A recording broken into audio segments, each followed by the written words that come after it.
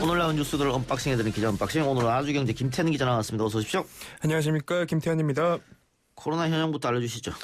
네, 중앙방역대책본부는 이날 0시 기준으로 코로나19 신규 확진자가 146명 늘어서 누적 27,799명이라고 밝혔습니다. 예. 이날 신규 확진자 146명의 감염 경로를 보면 지역 발생이 113명, 그리고 해외 유입이 33명입니다.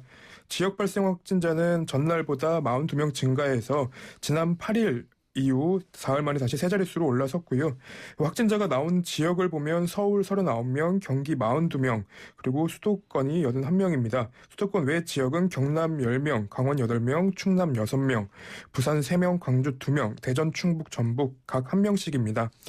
주요 감염 사례를 보면 기존의 집단 발병에 더해서 최근 확인된 의료기기 판매업, 그리고 은행, 학원 등과 관련된 파생 확진자가 늘어났고요.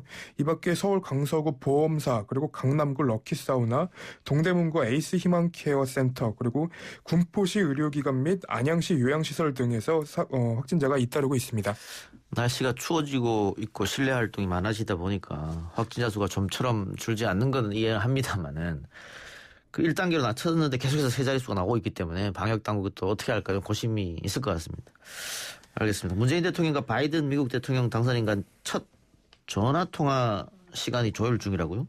네, 청와대 핵심 관계자는 오늘 기자들과 만나서 문 대통령과 바이든 당선인이 오늘 통화할 계획은 없다면서도 내일 통화를 할 수 있도록 시간을 조율 중이라고 설명을 했습니다.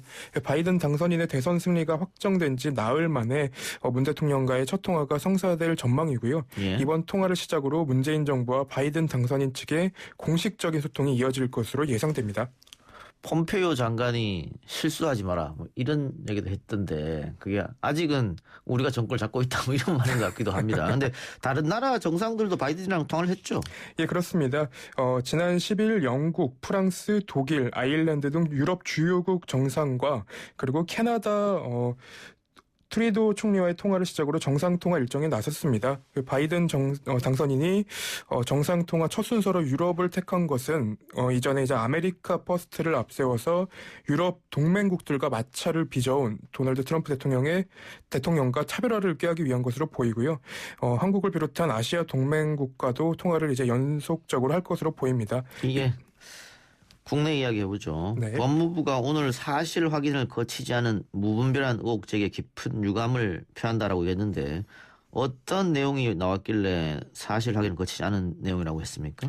네, 일단 법무부는 오늘 사실 확인을 거치지 않은 무분별한 의혹 제기를 하는 것에 깊은 유감을 표한다면서 보도를 한 해당 언론사에 신속하게 기사를 정정해 줄 것을 요청한다고 밝혔습니다. 예. 이 기사가 어떤 내용이냐면 이전에 이제 추미애 장관이 그 소년원에 가서요. 그 소년원 재소자들한테 햄버거를 이제 돌린 적이 있습니다. 예. 그 당시에 소년원 재소자 전원에게 5,000원에서 6,000원대 햄버거를 줬다면 대략 80만 원에서 100만 원 가량이 든다면서 그 당시에 문화상품권도 주고 떡국도 제공했다니 액수는 200만 원을 넘어설 수 있다는 내용을 중앙일보가 보도를 했습니다. 그러니까 이 떡국과 문화상품권 햄버거를 이 재소자들, 네. 소년원에 있는 재소자들한테 제공을 했는데, 근데 중앙일보가 이거 특활비로 쓴 거 아니냐? 네, 맞습니다. 이렇게 보도했군요. 예. 그렇습니다. 그러니까 경비와 가장 연관이 있어 보이는 단서가 법무부 특활비 내역에 적혀 있었다라는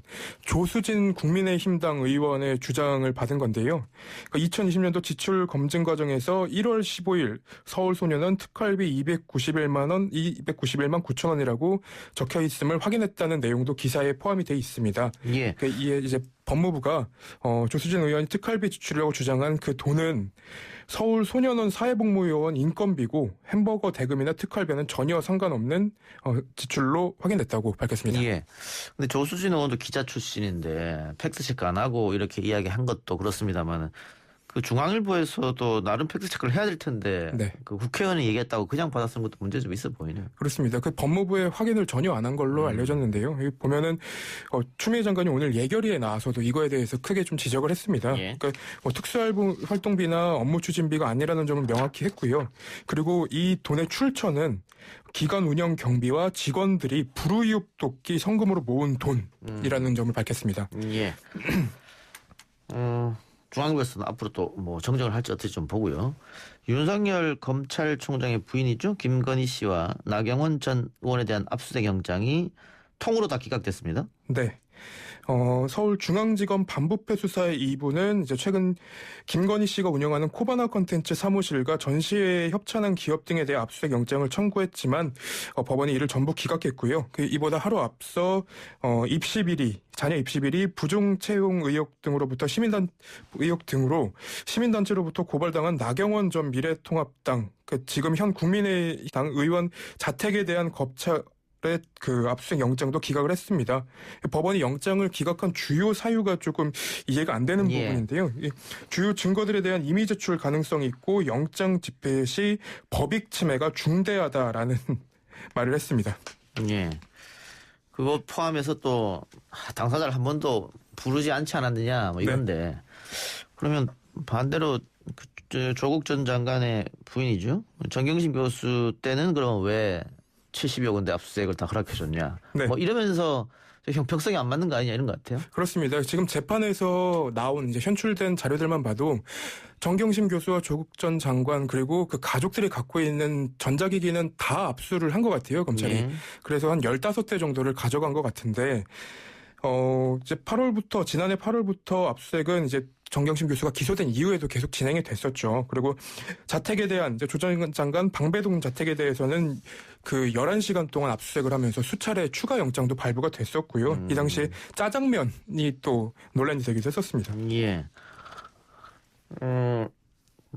그러니까는 뭐 법원에서 사유로 된 것 봤을 때 형평성에 어긋난다 뭐 이런 비판이 있는 것 같고. 네.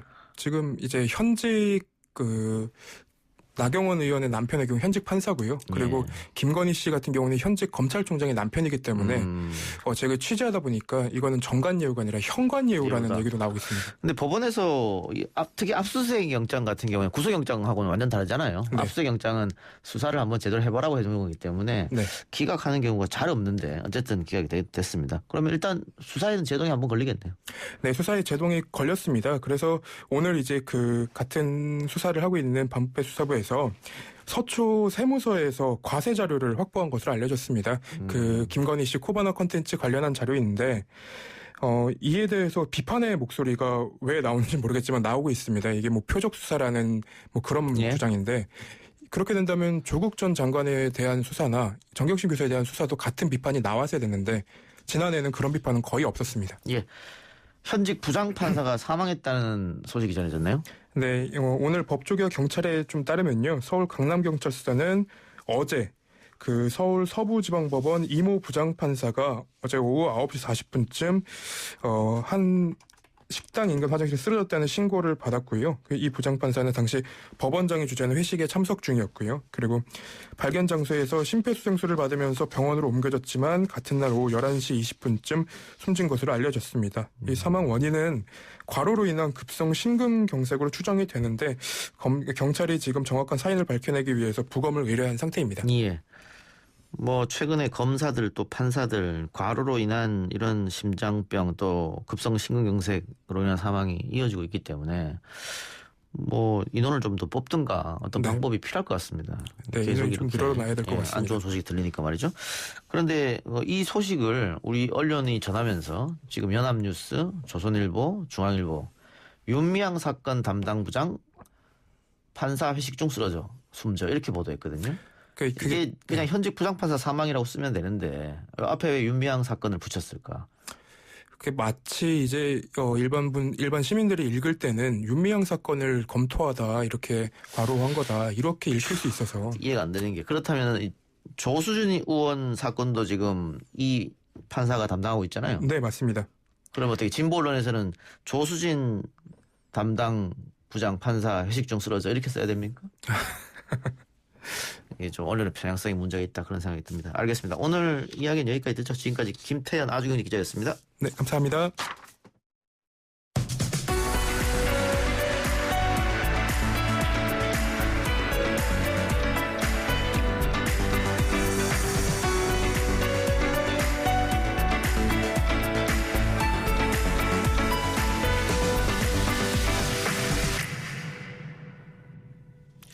내년 4월에 치러질 보궐선거 여야 모두 불꽃 튀는 선거전에 들어갔습니다. 앞서 1부에서 서울시장 보궐선거 이야기에 포커스 맞춘 데 이어 이번에는 부산 보궐선거 이야기 해봅니다.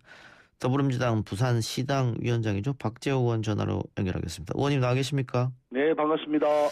예, 의원님 저기 부산 시민들한테 사죄하셨다고요? 아, 예, 그렇죠. 당연히 사죄해야죠. 예, 어떤 이유에서 사죄하셨어요? 당에서 이제 어떤 결정이 났으니까 예, 저희들은 어쨌든 뭐 시민들한테 죄송하고 우리 예. 저 앞에 시장의 이런 문제로 이렇게 보궐선거가 된 걸 미안하다고 사죄를 했죠. 예. 그 여론의 평가는 부산 분들 여론 평가는 어떤 것 같습니까? 지금 이 공천을 다시 하겠다고 한 결정에 대해서.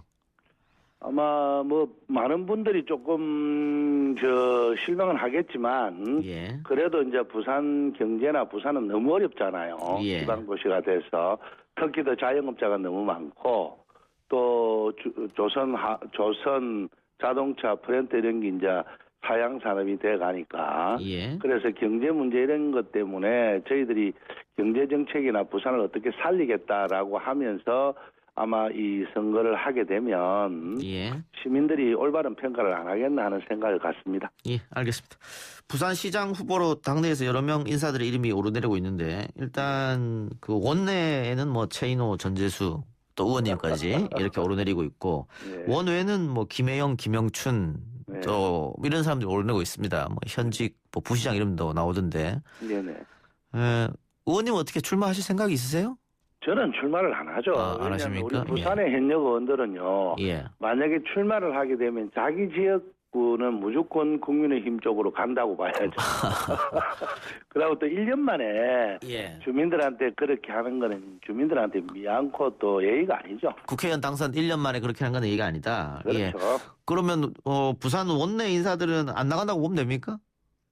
원내 인사들은 아무도 안 나갈 겁니다. 네. 자, 그럼 원에는 뭐 김혜영, 김영춘 이렇게 있는데 네네.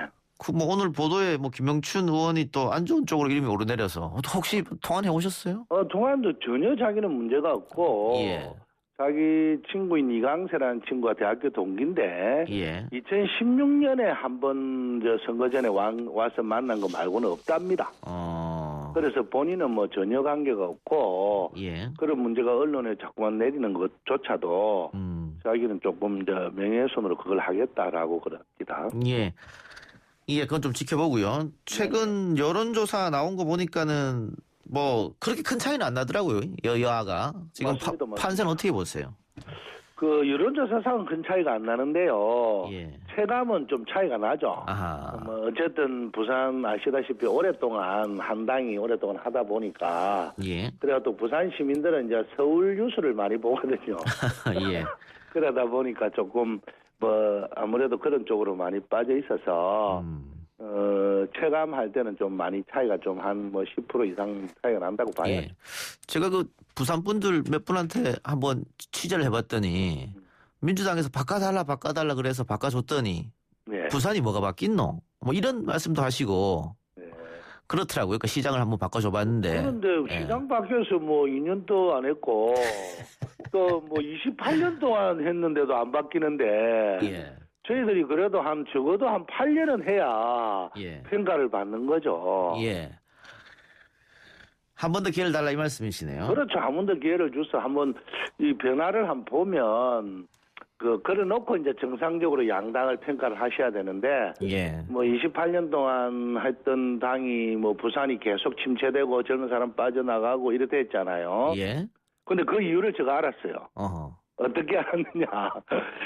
보니까 그쪽에는 큰 무리한 일을 안 하고 예. 새로운 일을 안 하고 가만히 있으면 공천은 받거든요. 예. 그러면 되지만 어쨌든 새로운 창조적인 일이라든지 또 모험을 하는 일이라든지 부산 전체를 위해서 뭐 지도자가 결단을 내리는 일 이런 거는 그 짓 안 한 것 같아요. 예. 그래서 여태까지 아마 침체돼 왔던 이런 것이 아니냐 하는 생각이 듭니다. 근데 2016년 총선에서는 민주당이 선전했고 부산 지역에서. 그렇죠, 그렇죠. 지난번 총선에서는 다른 지역에 거의 압승을 했는데 부산은 패배했단 말이에요. 맞습니다. 그러면 민주당이 부산 시민들의 마음을 못 잡은 거 아니냐? 그건 아니죠. 왜냐하면 아니 영남권에 누가 이런 이야기를 합디다. 예. 자기가 이제 영남에 사는 한 50대 사업하시는 분인데 자기도 이제 그 국민의힘을 찍었죠. 예. 그런데 자기가 찍고 나서 보니까 서울에 수도권하고 170몇 석을 더불어민주당이 되는 거 보고 우리가 잘못됐나, 저 다른 사람들이 잘못됐나. 자기가 볼 때는 우리는 사회주의고 무슨 사회 공유화한다 하고 이러니까 예. 이런 소문이 이제 빠르죠. 부산은 빨리 그런 소문은 더 빨리 도니까. 예. 그래서 그런 좀 일이 있는 것이지 결코 그렇지는 않습니다. 예. 즉 국민의힘에서도 부산시장 후보로 거론되는 사람들이 많습니다. 뭐 박민식, 서병수, 유재중, 이현주, 박형준 이런 얘기들 많이 나오는데 국민의힘에서는 객관적으로 서울은 어려워도 부산은 낙승할 것이다 이렇게 판단하고 있는 것 같아요. 그렇죠. 여태까지 그래 왔고요. 예. 당 이름만 걸면 예. 뭐 후보가 중요한 게 아니잖아요. 예. 누구라도 당만 받으면 일단 당선돼 왔기 때문에 예. 그런 달성에 이제 생각을 하고 계시는 거죠. 예. 근데 그럼 원내 인사는 안 나가고 원내 중에 지금 뭐 김혜영, 김영춘 뭐 이렇게밖에 안 보이는데. 또 있습니다. 뭐 박인영 씨라고 예. 우리 시의회 의장하신 젊은 여성분도 계시고요. 예. 또 뭐 지금 변성한 뭐 부시장 되고 부시장, 예. 부시장도 어찌 될지는 모르지만 하여간 뭐 나올 가능성도 있고요. 예. 그리고 여러 가지 또 뭐 또 괜찮은 사람을 찾아보고 있습니다. 결국은 경선이죠. 네, 경선해야죠. 예. 알겠습니다. 하나 중요한 질문을 해야 되는데 지금 시간이 없어가지고 네, 말씀하십시오. 이 가덕도 문제 말씀입니다. 아, 예. 예. 요거 뭐 민주당에서도 아마 큰 생각이 있을 테고 부산 시민들도 관심이 많은 부분이고 예. 그 힘 있는 여권 후보를 밀어달라라고 했을 때 이 정도 선물은 해줘야 되는 거 아니냐 이런 지역 의견도 있는 것 같은데 예. 저희가 지금 광고를 듣고 와야 되거든요. 예. 의원님 예. 전화 끊었다가 제가 다시 전화 드릴게요. 그렇습니다. 예, 양해 좀 부탁드리겠습니다. 고맙습니다.